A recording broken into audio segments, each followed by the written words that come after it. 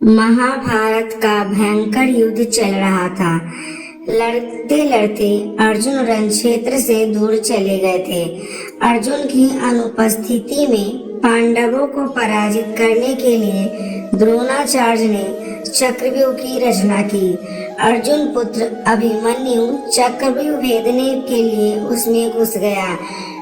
उनके कौशलता पूर्वक चक्रव्यूह के 6 चरण भेद दिए, लेकिन 7वें चरण में उसे दुर्योधन, जयभद्र आदि 7 महारथियों ने घेर लिया और उस पर टूट पड़े।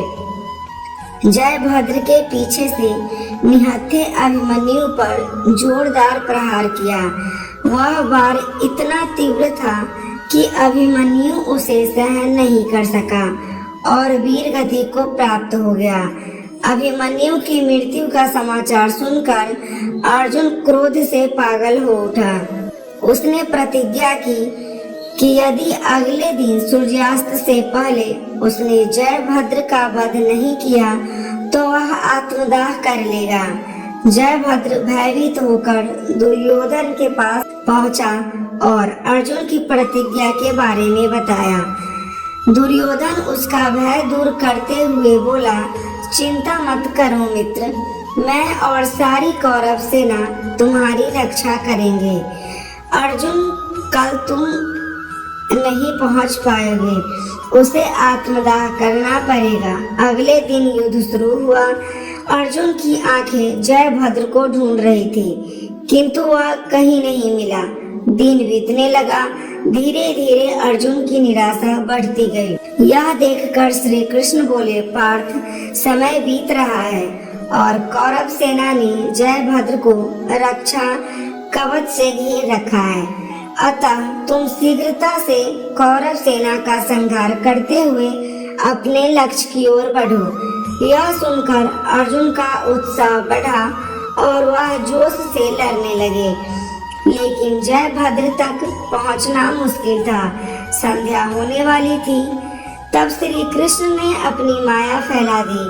इसके फलस्वरूप सूरज बादलों में छिप गया और संध्या का भ्रम उत्पन्न हो गया। संध्या हो गई और वह अर्जुन की प्रतिज्ञावश आत्मदाह करना होगा।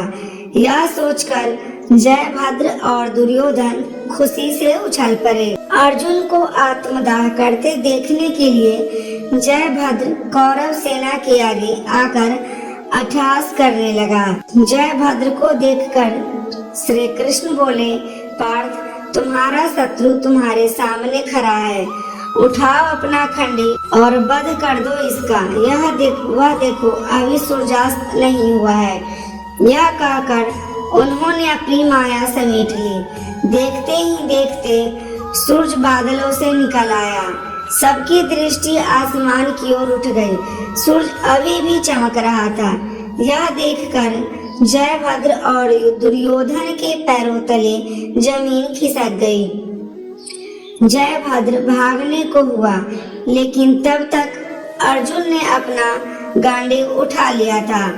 तभी श्री कृष्ण चेतावनी देते हुए बोले, हे अर्जुन, जयभद्र के पिता ने इसे वरदान दिया था कि जो इसका मस्तक जमीन पर गिराएगा उसका मस्तक भी 100 टुकड़ों में विभक्त हो जाएगा।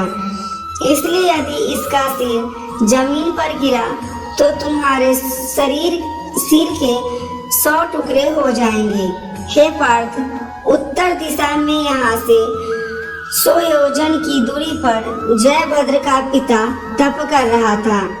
तुम इसका मस्तक ऐसे काटो कि वह इसके पिता की गोद में जाकर गिरे। अर्जुन ने श्री कृष्ण की चेतावनी ध्यान से सुनी और अपने लक्ष्य की ओर ध्यान कर बाण छोड़ दिया। उस बाण ने जयभद्र का सिर धड़ से अलग कर दिया और उसे अपनी सीधा जयभद्र के पिता की गोद में जाकर गिरा। जयभद्र का पिता चौंक उठा। जो उसकी गोद में से सिर जमीन पर गिरा। सिर के जमीन पर गिरते ही उसके सिर के 100 टुकड़े हो गए। इस प्रकार अर्जुन की प्रतिज्ञा पूरी हो गई। तो दोस्तों, आपको जानकारी कैसी लगी हमें कमेंट करके जरूर बताइएगा। जानकारी अच्छी लगी हो तो वीडियो को लाइक, शेयर और चैनल को जरूर सब्सक्राइब कीजिएगा, ताकि ऐसी ही ज्ञान भरी कहानी आपको देखने को मिलती रहे। धन्यवाद।